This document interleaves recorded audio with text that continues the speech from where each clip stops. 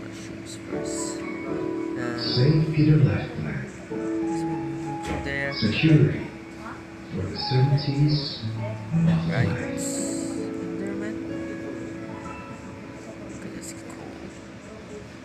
Alright. Cool is cool. So, yun na, nakita na to ang mga pictures This sa mga flash Oh, din dami, sa iron. screen. And kabalo ko nga yun. daghan sa inyo hadiri ang naka-reminisce sa mga memories at mga pictures na natin. And I know also nga mas daghan pa mga memories na nagpabilin sa unang-una og sa dulhan sa iyang pamilya, sa iyang kamag-anak, sa iyang mga higala, o sa iyang mga kasingan. O karon akong tawagon si Ma'am Bea Espinosa para sa testimony.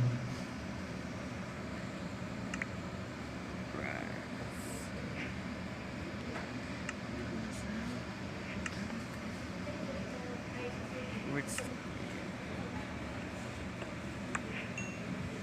what? Are you kidding me? Right.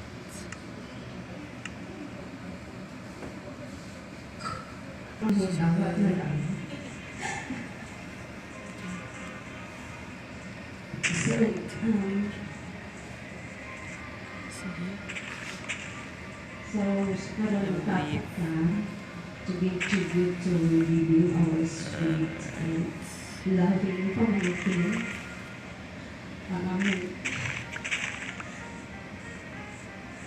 Yeah.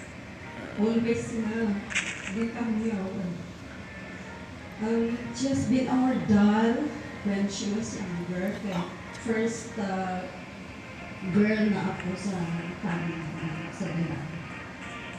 And of course, nagpul ang tanan. So mga ang bata. So mga siyang doll. So as far as I can remember, sa dihang pwede na siya nagalik-daliton. Wako na ko siya sa malapatan.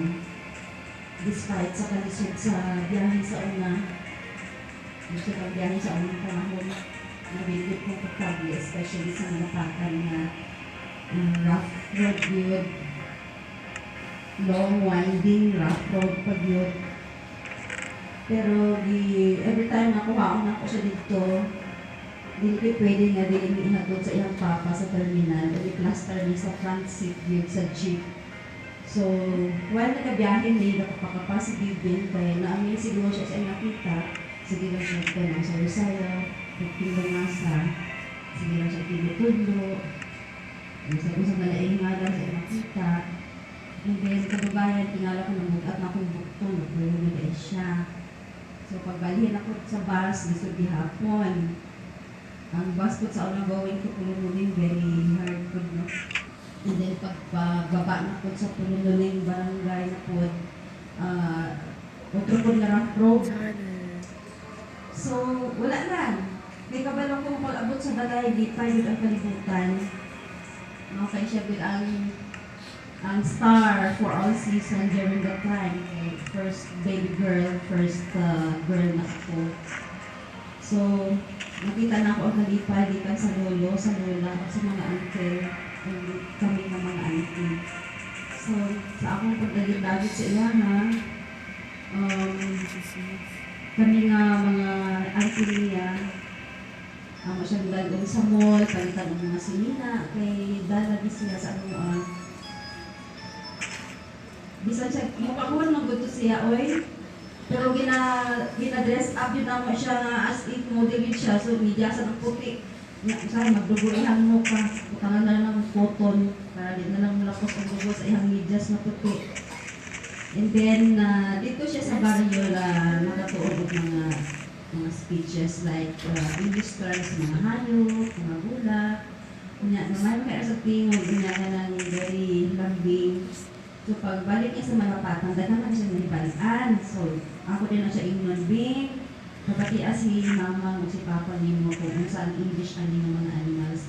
For example, kung sa English siya pato, duck.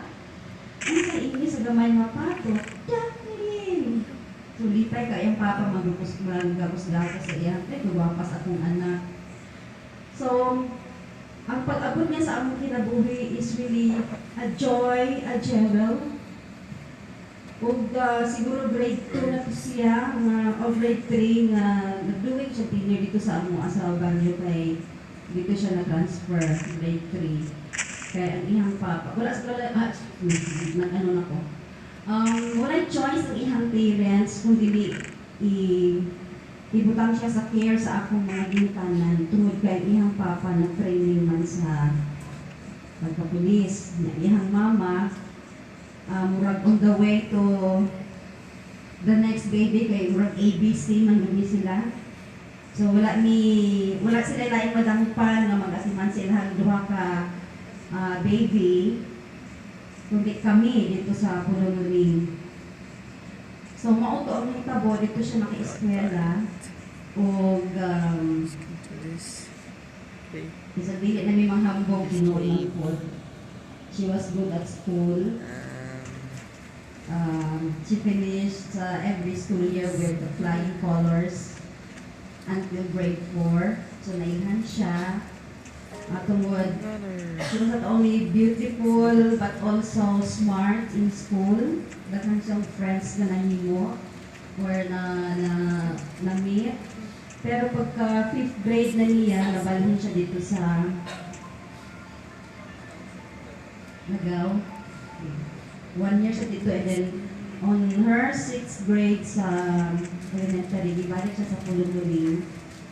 So another colorful year na po nga iyang hatag sa iyang mama at papa o of course sa amo.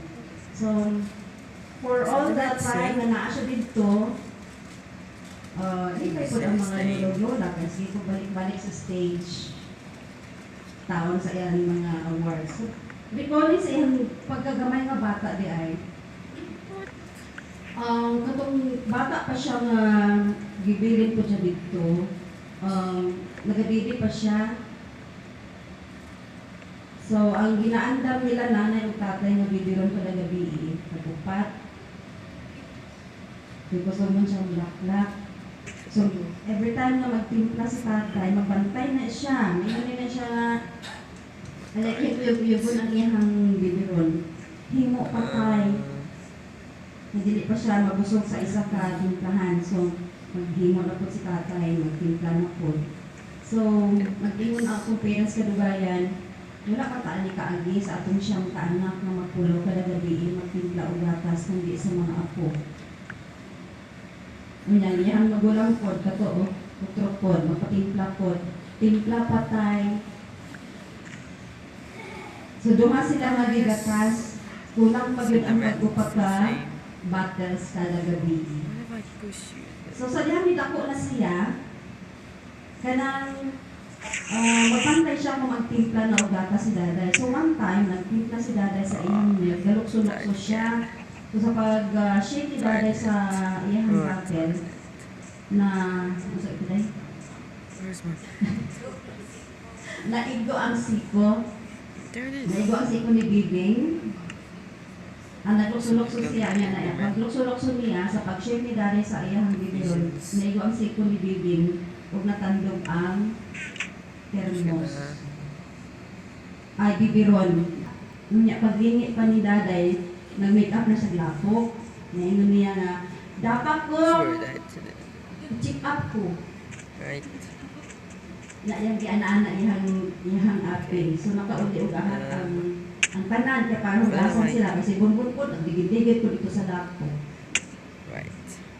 So, dapat daw siya. So, nagdako siya nga ang ihang pagtuo dapat yun siya. So, tinuod man ko, no? Inside and out dapat man yun siya. So, pagbalik niya sa Amua, kay dugay na po siya nga nawada. So, occasional lang yun siya maadto sa Pulong. Kumahigayon yun sila makaulit. Pero kami, naghahantong kanina yung makaulit sila dito kay murag pa rin na kulang ang aming pamilya kung hindi sila makaulit. So, ang naong mag-pair nila mag-atubang sa aralan, kaya basig na ay mga bot na nanaogi ko sa tricycle, kaya abinamog sila na. So, So kung mo labay ang mga okasyon like Pista or Pasko, New Year, nga di sila kauli, lingaw ina para sa ano. Hangtod nga niabot ang panahon nga pera nila kundi sa pagdako nila bilang mga bata kay dili mo na siya nga ordinary nga pinsan, manang good siya.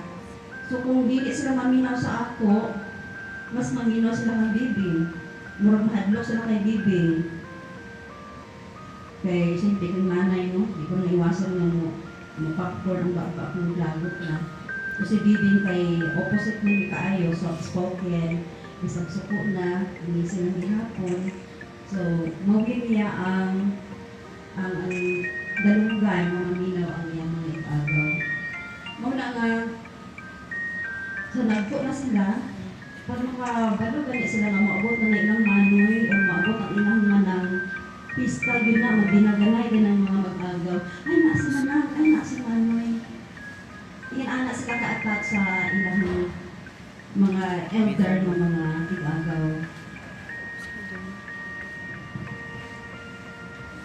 Allow me to read something for as tribute to